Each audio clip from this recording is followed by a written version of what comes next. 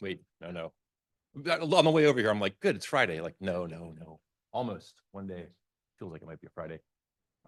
We're here to talk about CVEs that might not require action, or at least not user action. Very often, this is probably because it's a cloud service vulnerability. The good news is we're going to have people who actually work at cloud service providers talk about this, and not me talk about what I think that they may or may not do. Just a couple slides for background to frame things up, and we'll get over to the panel. So this is not a surprise to anyone, hopefully, but we're all here for sort of risk reduction, management, vulnerability risk reduction, right? You know, a lot of software as a service, the provider fixes it. It is almost instantaneously fixed for everyone, little or no action ever required. It's great. It's much faster than individually patching things and people having to do their own patching work. So full acknowledgement that software as a service can be patched very, very, very quickly with awesome coverage. From a CVE point of view, the CVE CNA rules changed in August of 24, technically. And there's a change between the 3.0 rules and the 4.0 rules, and that's sort of the main point of our panel here today.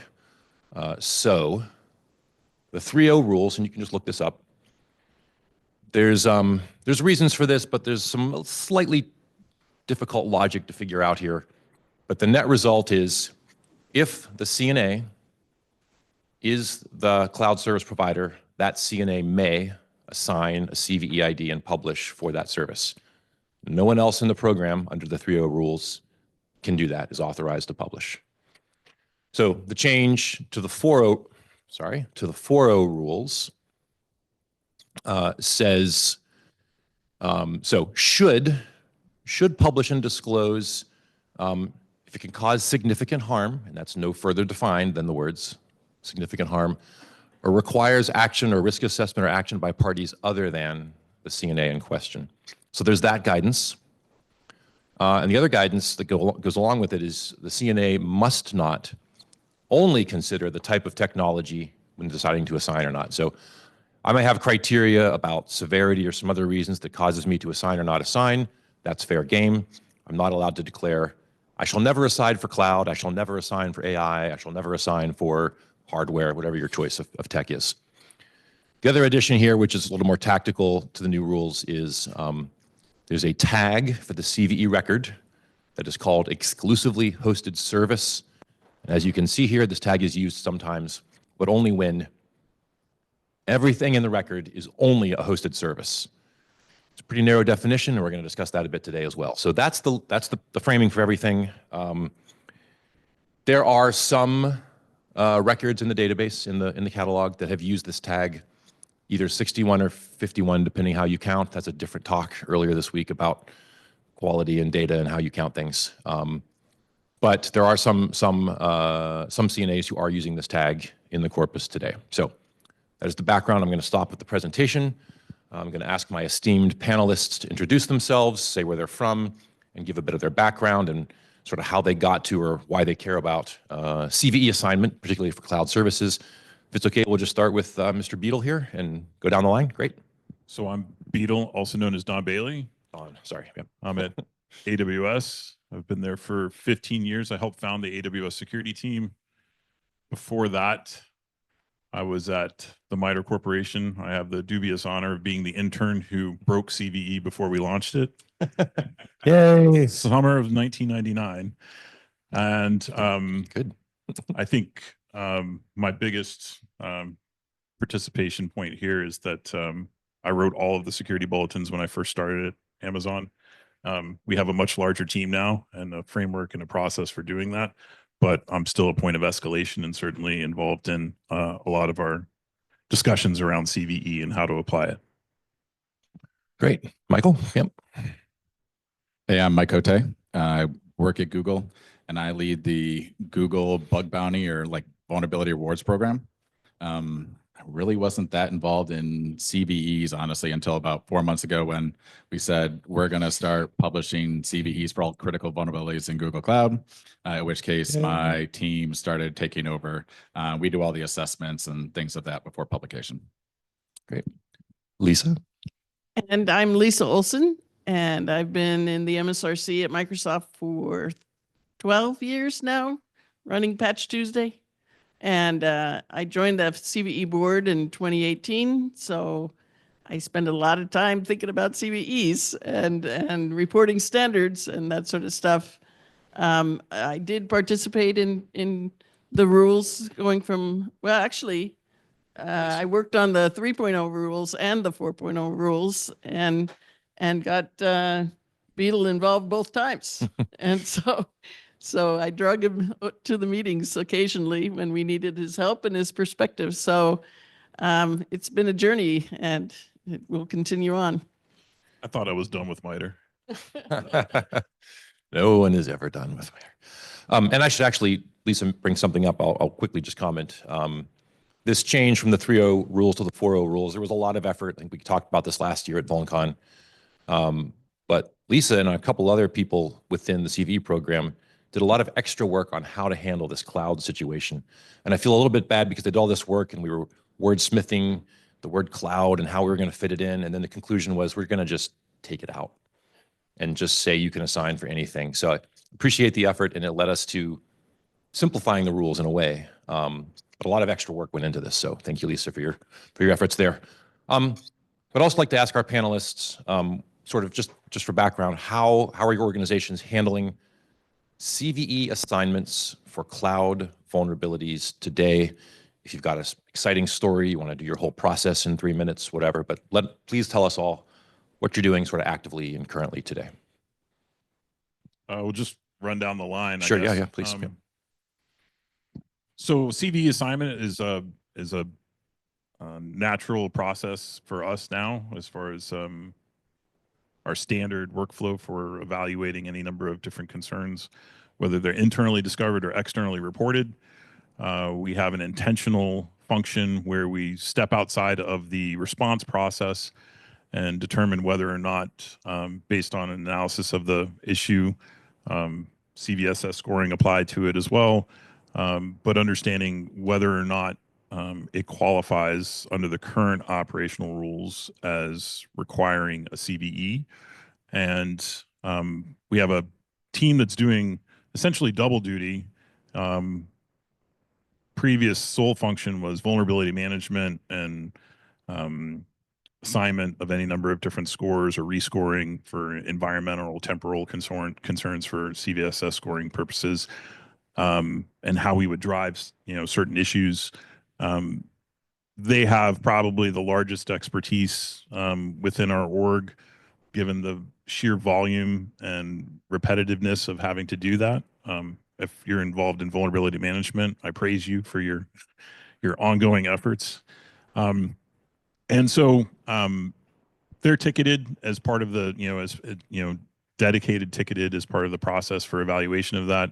It's yeoman's work in terms of, making sure that they're able to do that in an efficient form and get back into essentially the, the response process, which in the case of an externally reported concern, obviously involves coordinated vulnerability disclosure, and navigating essentially, release and announcement of those sort of things. And then of course there's the logistics that we've been, brought along, through Lisa in terms of understanding how to leverage, and make sure that we properly populate the database entries that folks need. And that's handled by that same team. So largely an extra logistics function for us, but still part of our natural response process to any type of security concern that's either reported by a customer, researcher, or internally discovered by our own teams. And I'll say clearly Google has been a CNA for years and years and years. When we launched our own internal cloud program, basically the criteria is, and it's internal criteria, like we define, if it's critical, then we must publish. Again, many of these are from researchers will ask for these. And so it has to meet a minimum bar of like medium.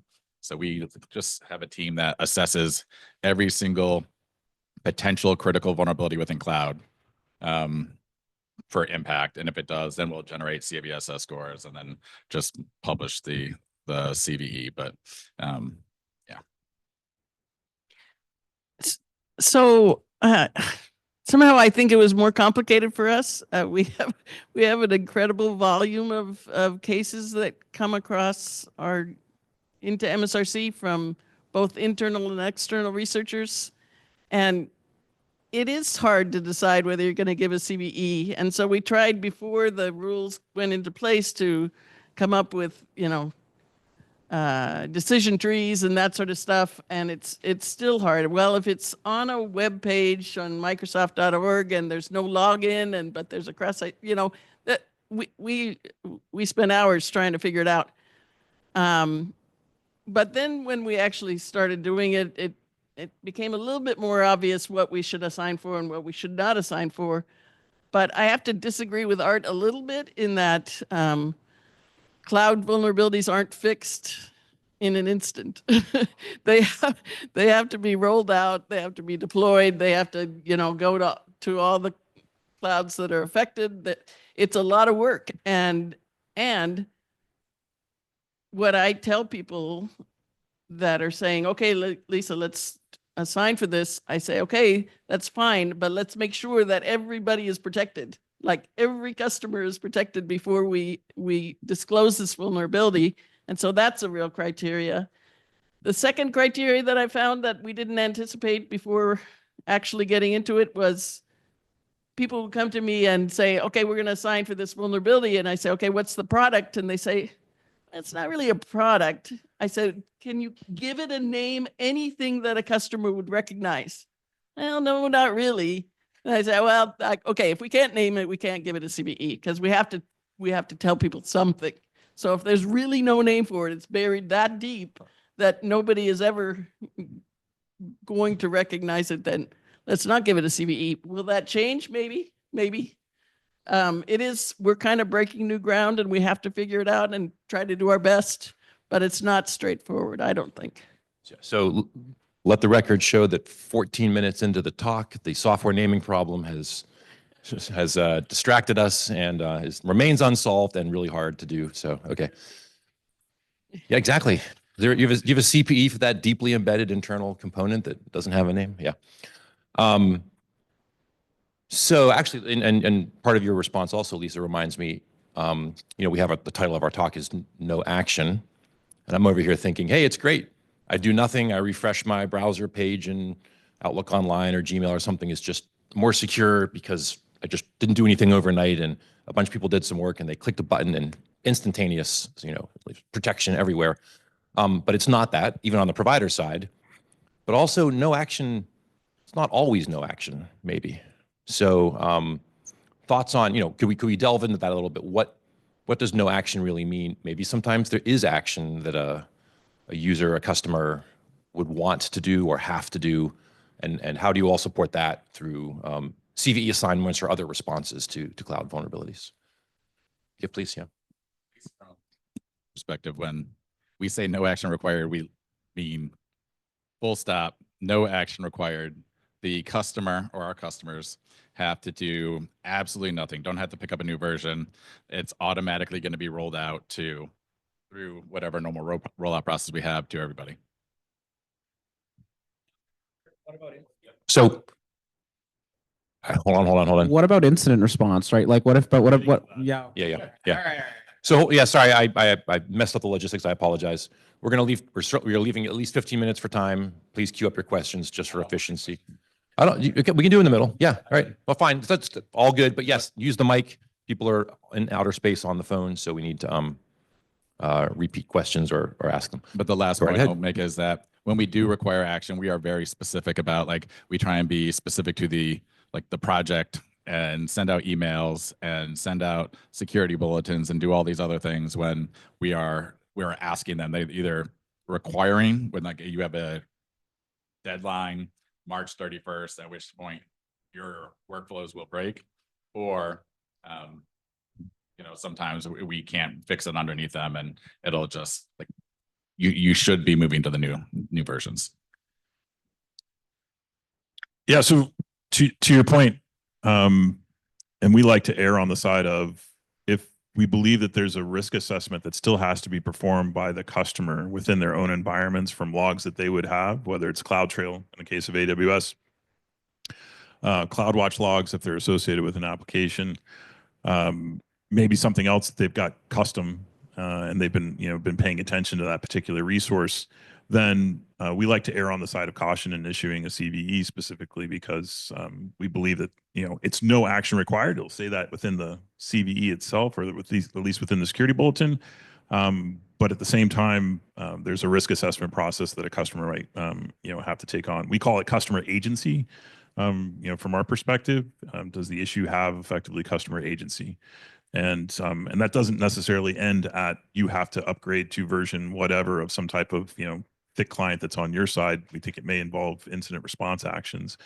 So that really begs the question of like, is there an existence of a real no action required CVE in our world of a CNA, and where we feel responsible for tying those numbers to security bulletins?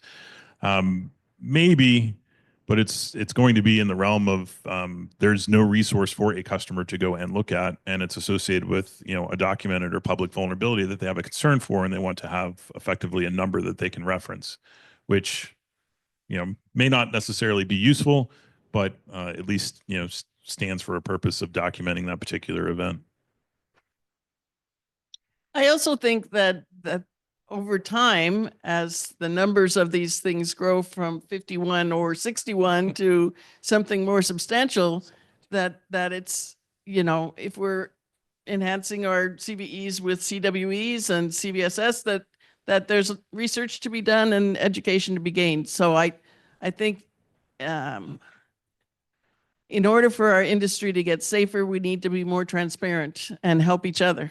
That's the only way that we're gonna try to make it better. So there is action on the back end, I guess, in a sort of consolidated way.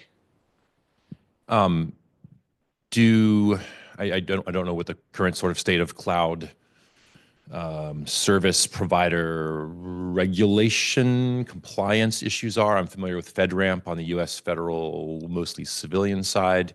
Are there regulatory environments that affect your assignments for cloud issues at all? Or what, if any, how much of a factor are those? Yeah. So for AWS, we have a number of different compliance regimes that we have to be compliant with. We kind of separate that from security itself compliance. So there could be an event that occurs specific to a customer within those compliance regimes that has a reporting requirement, and so you have to comply with that, and you make sure that you notify them of that particular event, which could be a subset of a security bulletin or issue that happens to have a CVE associated with it, or it could be completely separate. And so from the standpoint of the intersection, there's nothing that's necessarily mandating from a government perspective, the CVE assignment, but there could be things from a government or a particular compliance regime that mandates direct and independent reporting. Whether or not that occurs before CVE issuance, if it is associated with an issue that may warrant a CVE, that's something you end up having to navigate in the CVD process, which can be, as you know, complex. No. It's like, that's basically how we do it as well. Mike, please. Okay. Google agrees.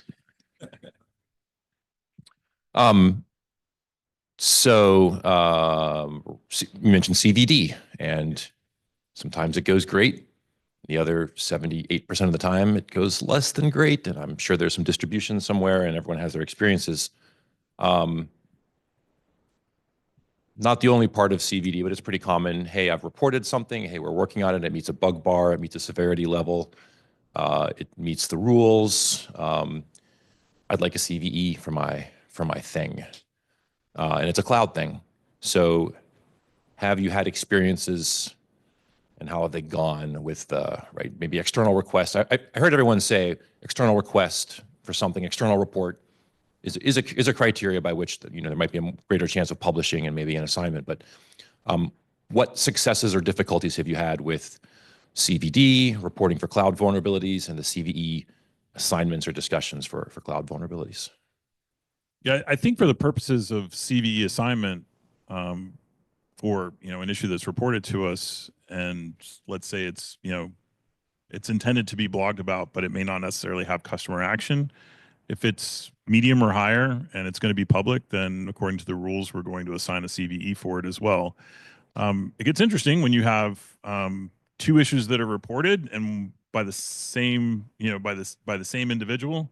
I just ran across this not too recently, and one of those issues warrants CVE assignment, the other doesn't through your process, and so they end up publishing a blog post that says, I got a CVE for this issue, but I didn't get it for the other one. And it looks a little awkward, but both of the issues are documented and they're out there. So there's, you navigate it. You're trying to like apply essentially a rubric and do it consistently, because once you start sort of like coloring outside the lines of the rubric, now you're causing those inconsistencies, and somebody wants, something, for a particular situation, and you have to explain to them, it's like, well, if we do that once, we're setting a precedent, and now we're going to have to start doing that consistently as we go forward. Doesn't mean that we're not going to revisit that rubric. So like we have our scope. It's actually, it's published. You go to our vulnerability reporting page. We tell you, it's like, if it meets this criteria, it's getting a CVE. And if it doesn't, you have a dispute process you can go through, and that's well documented as well. But of course, part of that dispute process in the CNA of last resort or MITRE itself ends up looking at essentially the published scope. And if it conforms with the scope and MITRE agrees, then it's not going to get a CVE. And it's not about keeping people from getting recognition for their efforts. In fact, I think it's more important to provide the recognition than it is for a number, but somebody ties a lot of that recognition or self-worth to those numbers. And so you have to still sort of weigh that and be considerate of it when you can. Yep, thanks.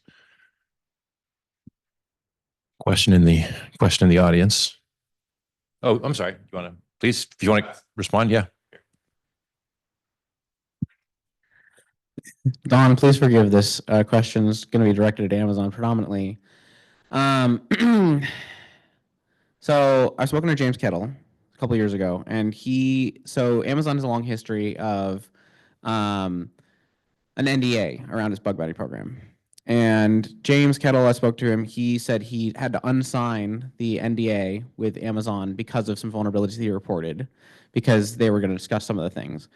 Amazon, and I've also spoken to some of the team here, and they've said that the current way that Amazon operates, there's a lot of, there's two different ways of reporting vulnerabilities. There's the VDP, and there's the bug bounty program.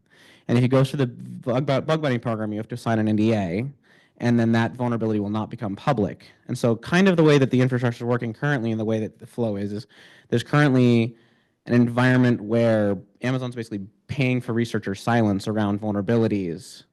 And how in that culture is this, it seems like there's this goal of being more open and transparent, but yet there seems to be this existing set of culture around keep researchers silenced around vulnerabilities. We're going to pay you for not talking about them. We're going to pay you to not disclose these vulnerabilities. And yet this is also part of the goal that you're seeming to be. And so I'm trying to square these two worlds, and they don't seem to line up.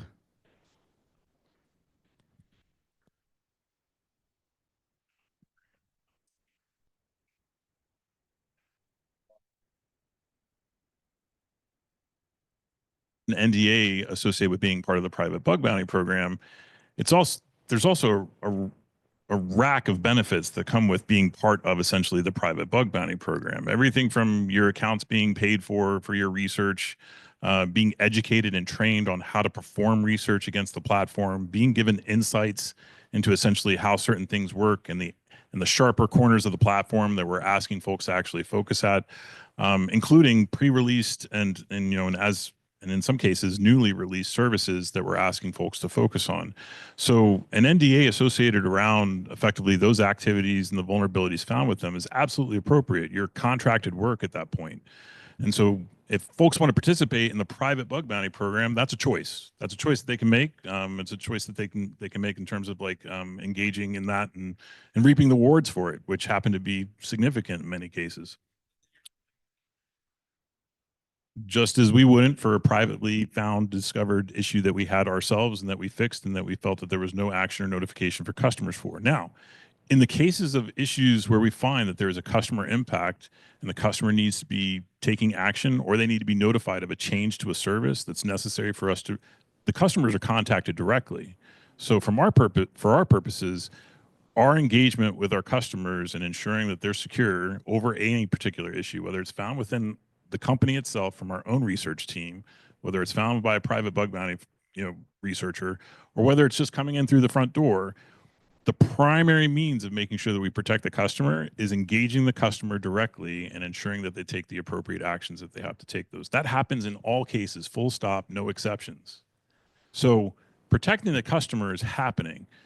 An assignment of a number for the purposes of public record, somebody's resume, somebody else's curiosity in terms of what they want to see we're fixing and how we're actually fixing it, whether they want to learn from us, whether we think that that's a competitive advantage or not. All of that stuff is separate from essentially what we're doing to protect customers. And that's exactly how I square that particular situation. I will add to that, especially, so Google is very different in that case, in that we ask for 90 days, but we say like it's always up to the researcher who reported when and what they disclosed. Full stop, up to them. I do, however, feel like that can put customers at risk in that they can go early when we are not ready. So I do see, like, from a customer perspective where like the transparency is valuable, that they could also be put at risk. And some of these that are disclosed, unfortunately, are some of like the biggest things that like the escalations to like the head of Google Cloud. That's where most of them come from for these like disclosure events, which, honestly though, if they're fixed, go for it. Like, we personally love the disclosures. We think it's great for the community at large. I mean, for anything that meets our reward criteria, yes. Anything to add, Lisa? I'm going to answer a question over here, but. No, I think that all three of us kind of feel the same way, that protecting the customer is the primary thing to do in this situation. And everything else is additional, but we need to protect the customers because in this case, they can't protect themselves necessarily. Yeah. I love your last comment about protecting the customers. So barring breaking any functionality for the customers, barring, an incident or anything along those lines, other than giving recognition for the researchers, how does issuing a CVE for a SaaS program or for a cloud product, how does it benefit the security of the customers? We were actually talking about this earlier. So one of our internal, we call them CVR teams, found a critical vulnerability in Google Cloud. So this is like 9 months ago, before we said we were going to start publishing, and we didn't, and today we would. However, we recognize that one of our primary, and they're like on bughunters.google.com, there's a blog about this that you can go read, and it says, we thought that one of our competitors up on the stage might also be impacted. We checked it and found out that's true. They could have read the CVE and found, hey, critical vulnerability in Google Cloud, no action required. However, it sounds like we use that same exact technology. Maybe we should go check in our environment as well and see if we're at risk. And that's where I think like it's common problems across all cloud providers and perhaps even our customers, so that can learn and figure out whether like they are at risk or not. There's a question over here. A couple of questions. Yeah.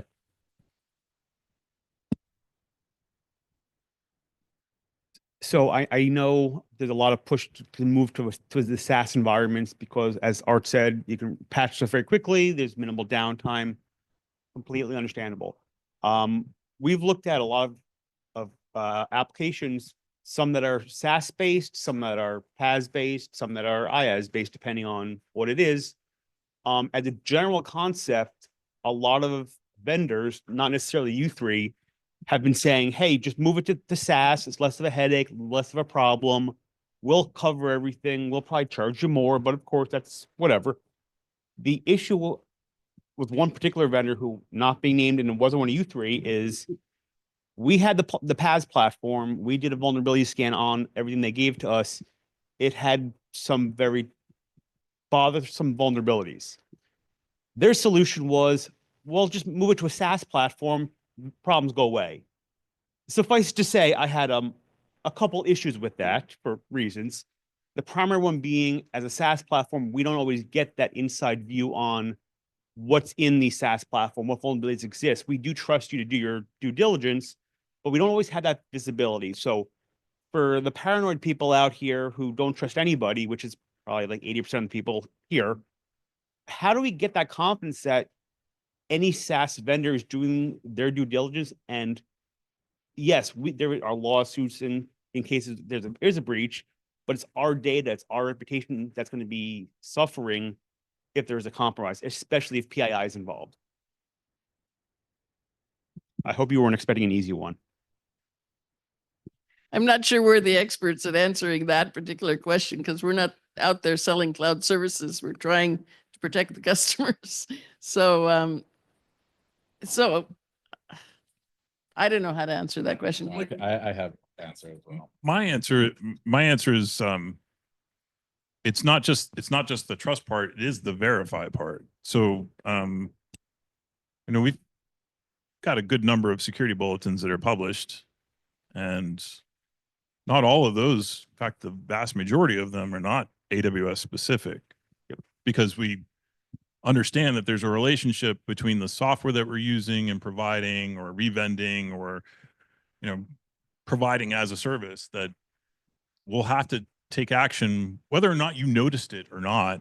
And we want to make sure that you have the assurance that we've done that and we've done our due diligence associated with that. But we could say a lot of stuff on security bulletins. How do you actually, like, beyond just trusting that, how do you actually verify it? And so in the context of like what you have access to as a customer, whether it is versioning and the ability to actually check those things yourself and us giving you the wherewithal, the tools to do it, or ensuring that we're participating in a number of different, again, compliance regimes in that case, where auditors are taking the actions, and they're third-party auditors. Like, I don't have control over them once they walk into the building effectively to tell them, no, I'm sorry, you can't go and test for that. You can't go and check for that. Like, their remit and the ability for them to go and report to whoever organization is giving us the certification is that they'll do that in an independent fashion.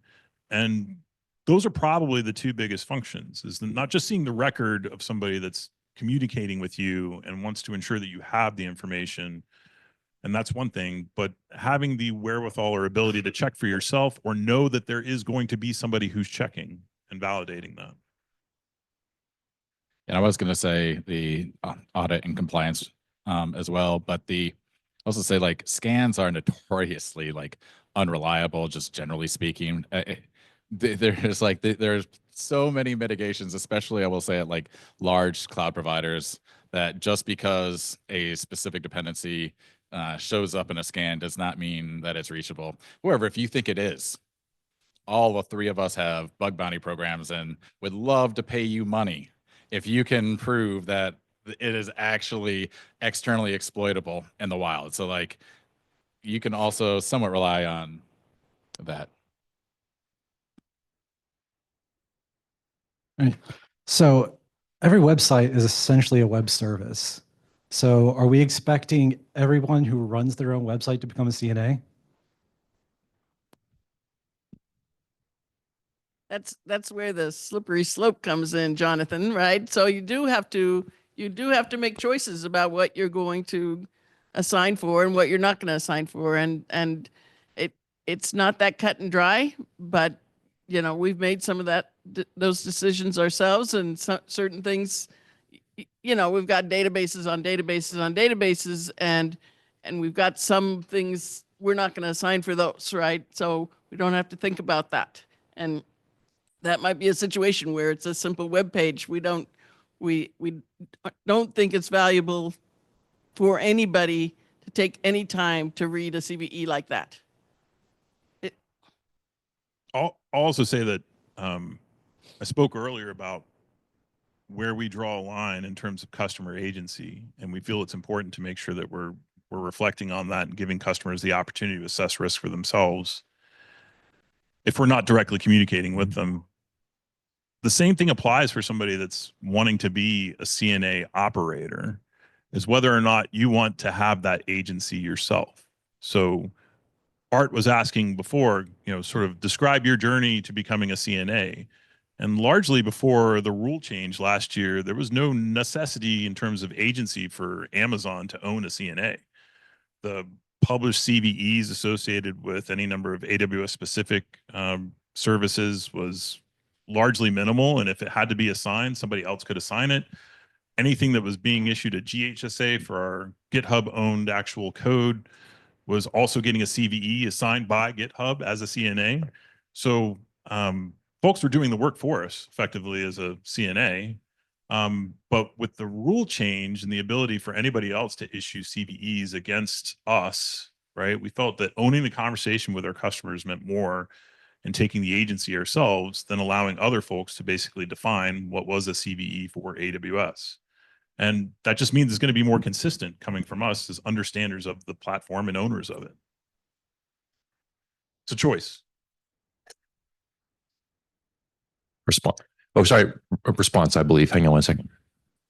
Yeah. So to kind of extend on that, essentially there's nothing stopping researchers from going to MITRE to get a CVID in somebody's website, right? And MITRE has assigned some no action CVEs that I've seen. So I was a little worried that a lot of people were going to go to MITRE and they were going to be overwhelmed, but Yeah. that hasn't happened. My guess is that we've trained researchers not to do that, but they haven't figured out that they can yet. Yeah.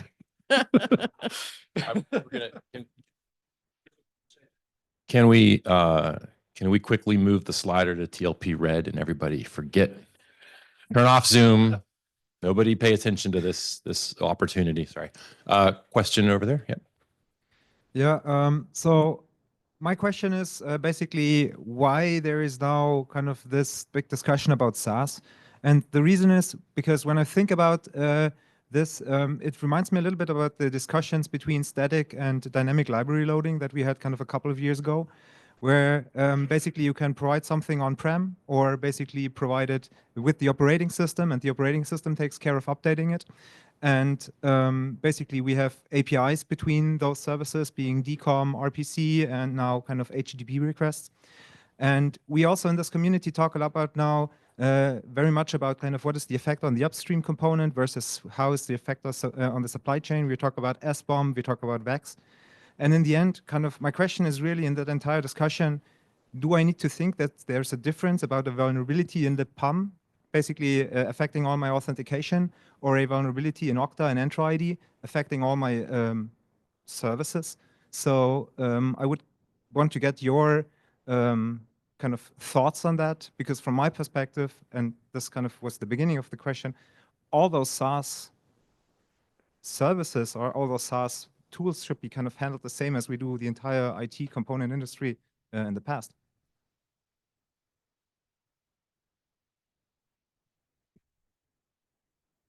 Before we were issuing CVEs that were specific to AWS, we still issued security bulletins. So for me, largely the rule change isn't a change as much as it is an extra set of logistics.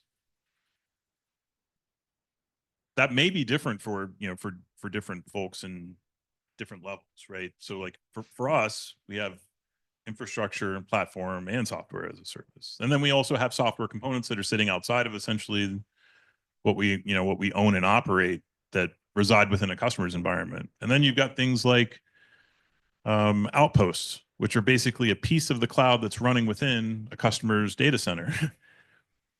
And it goes on and on and on. And at this point, the CNA that we operate actually covers Amazon as a whole. So that includes devices. So we get the smorgasbord of all the different layers that we possibly consider. Somebody that's just operating SaaS and thinking about whether or not, or just using SaaS and thinking about whether or not I need to pay attention to its vulnerabilities and its dependency or my dependencies on them in the grand scheme of some other architecture or environment that you've crafted, which, as you know, you can make it pretty complex, particularly when you start talking about identity providers that sit outside of essentially the application environment. Now you've got like a really good mess in terms of like interdependencies. So paying attention to all of that is a tax for somebody that is owning and operating the environment, whether it's the single developer or whether it's the large team that happens to have like a security team that's dedicated to it. And understanding the efficiencies that you're going to gain from whichever providers you choose and how they keep you up to date or do updates for you or both, right, is something that you have to map out in the design of your actual application. Like you have to think about that as overhead, just as much as you think about transactions per second, how many databases or replications you have, however many different regions you're running in. You have to also think about the contracts that you have in terms of understanding, not saying like the written contracts, but the software contracts as well as the updating contracts and expectations that you have around that environment. And I would say that it's generally no different than what you're describing from history, just happens to have numbers added to it now and a little more text. And when I go back and say, Art was asking earlier, what's largely been like your impression of essentially like the rule change? And I'm like, generally unnecessary from my perspective. Like it didn't change essentially the conversation I was having with customers, right? It didn't change our actions in terms of response or how we protect customers. What it changed was adding numbers and adding text and creating more resources for other folks that might want to go and like reference that. And if that's a benefit to them, so be it. The data is still being gathered and we're still evaluating essentially customer feedback and behaviors to understand, is it a value to them? Because at the end of the day, I do not serve effectively MITRE. I don't serve any number of other different industries other than my customers. And that's the expectation that I'm trying to live up to. Google agrees with AWS. Oh, I was going to say, well, that's not exciting. Come on, Lisa, disagree with AWS, please. I'm about to, but I'll wait a minute. Okay, and it's not really a disagreement, but so Beetle, you described there very nicely, sort of a lot of things. I forget all the terms: IaaS, PaaS, SaaS, actual devices, a Linux distro, external off providers, Outpost, the cloud in my cloud or whatever, cloud on-prem, a lot of stuff. And I'm a customer of at least 2 of the 3 of your offerings. I don't know who it is, but 2/3 of you. And I very much appreciate the support and the security advice that we get. So all great there. But this is such a mess, man. Wait, which Amazon AWS thing was it? Was it that one or the other one? Maybe you have a number on your internal customer things, but which one is it? Gee, wouldn't it be great if there were, and I'm biased, a globally, mostly unique, mostly global number so I can say, oh, it was that thing. Hey, they fixed it. I definitely got the notice in advance. We're totally fine. It's not the other thing with the other number. And that to me truly is the potential benefit of having those global numbers. So that's my plea for the numbers. I don't know that that's actually helpful, but that would be my my take on it.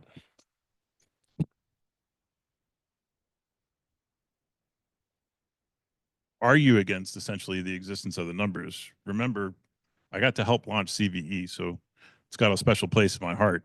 And I remember why we launched it in the first place. We were doing intrusion detection system fly-offs at the time, and you could look at 7 different intrusion detection vendors, and each one said that they detected something that was different than the others or more than the others. And we had to come up with some type of canonicalization and normalization of essentially those findings and actually give customers a way to understand, was this particular product actually detecting something different than that particular project? And thus CVE numbering was born. So I'm sorry to rehash a little bit of that, but no, that's yeah. I was in a lab and flying to other places to try and break it at the time. Yeah.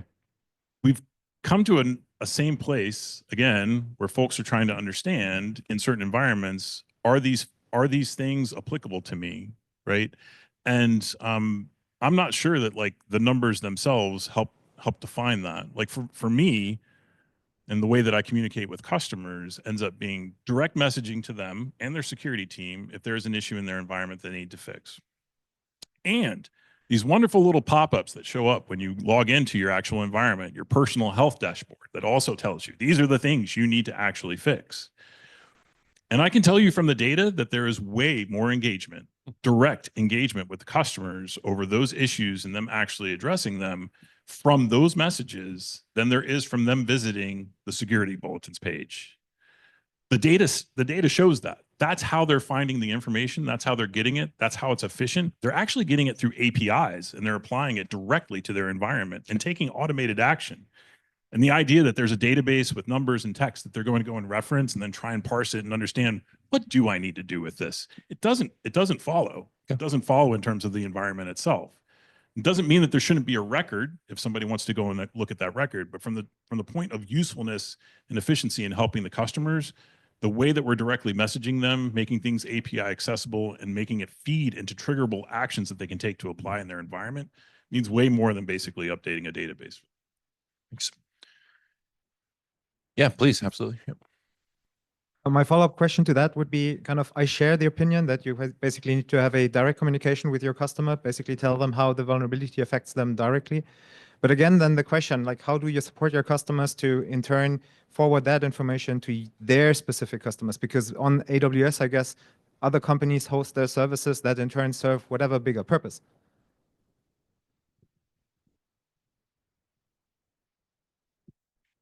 We got to give our customers the tools to like know, but they have to own the relationship with their customers.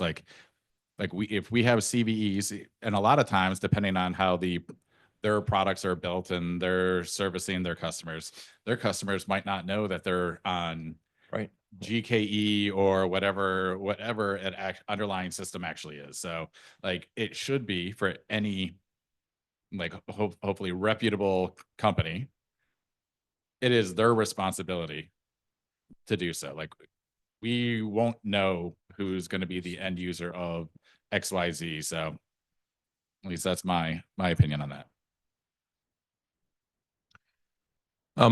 Is someone on anything happening on Discord? I want to not ditch those folks. Yeah. There's a lot of great discussion. Okay. Okay. Sure. Nothing obvious. No very well. Okay. Just checking with the online folks. Okay. Sure. Is there? Sorry. You good? No. The follow-up question would then be, as a CNA for a smallish company, how can I get that vulnerability feed from you that we are able to inform our customers? I think I heard them both say they give you that stuff already. Pop-ups, other things. Yeah, I would say pay attention to your personal health dashboard. Pay attention to essentially the emails that actually come to you specifically from a security announcement perspective. If you want to fall back and default to essentially an RSS feed announcement and pop up of like the security bulletins page, you can. But arguably, like the most timely, most important, and most direct actionable information that you will have as a customer will come directly from us and through the mechanisms that we provide. But I just want to add that I don't think a lot of the billions of Microsoft and all our customers are reading CVE records. They aren't, right? But if the data is not there for other consumers of CVE to help the ecosystem, then they can't help the ecosystem. I mean, there's lots and lots of tools, as we could see in the lunchroom, of people consuming this data and helping people protect themselves and their environments. If we as CNAs don't give that data for the industry to use, then it's just not there. So I don't think the full responsibility of consuming and absorbing and taking actions on CVEs needs to be borne by the CNA. But if the CNA doesn't document it, doesn't provide that information, nobody can do anything. Art, I can share something from Discord. We have 9 minutes. Oh yeah, sure. Yep. Thinking back to the beginning of the conversation when you were discussing CVE or not to CVE when no customer action required. The question was, what about accounting for potential exploits that may have already taken place and may have compromised a SaaS customer? Right, and I think that was similar to what you were asking earlier, incident response, right? No, so, something happened, the time is about right, something weird's in my logs. Oh, I didn't have to take action, but somebody fixed something around that time. Can I correlate those things? Is it accurate? Is that something you've experienced or yeah? Yeah, this can go back to, I'm sure we all have reporting requirements. So, and DNR, and for any potential issue like this, especially with logs are available, we work with DNR to assess. And then if we actually do find a specific customer might have been impacted, again, email, the best way. We proactively let them know, and that is, I think, regulatory requirements. So, sorry, DNR? Detection and response. Oh, sorry. Okay, sorry. I don't keep up with the acronyms well. All right. AWS largely agrees with Google here. Yes, that's okay. That's fair. Lisa, you got a couple of those queued up if you need them. Don't worry. You can ignore. You can agree. Other questions? Anyone? We have 3 major cloud providers. I like to think, and Lisa put it a little more specifically, I really do support the sort of cataloging feature of CVE, even if it's hopefully minimal extra effort. The effort goes into the customer reporting. That's great. The ID, the reference, the brief description. I don't know if it helps, people feel better because I got all the customer notification directly. Oh yeah, and there's also the thing in the global catalog. And I don't really know, but I don't know much in the sort of more cloud and service world is, if I purchase some other vulnerability management service or vendor or scanning thing, are they correlating all of that stuff? And does that reliance on CVE, is there a gap there, right? My vuln scanner is not going to find the AWS thing. AWS told me my vuln management vendor doesn't know because there's no CVE. Is that bad, good, a problem? Maybe that triangle may not actually exist. I might be making it up. Majority of concerns that a number of very valuable and very helpful security partners are cataloging and helping our customers understand about their environments have little to do with the cloud provider and have a lot to do with configuration and following best practices. Have a lot to do with just normal software that they're not updating. Have a lot to do with essentially static credentials, right? And it's these issues that I think, generally will have CWEs associated with them in many cases, which become extremely valuable for helping somebody understand where does this fall within the spectrum of concerns and how should I address those and what are the best practices for avoiding those. But largely the partners that we have and the software that they're using are not necessarily leveraging CVE as a mechanism to give them, greater confidence in the platform itself. Right. Anyone else? No? Yeah. Okay.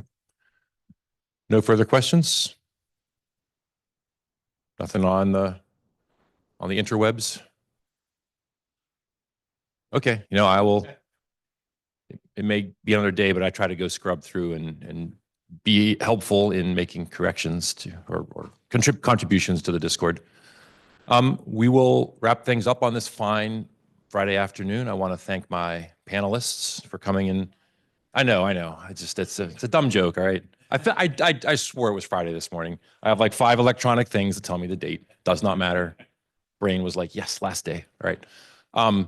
Please give our panelists a round of applause.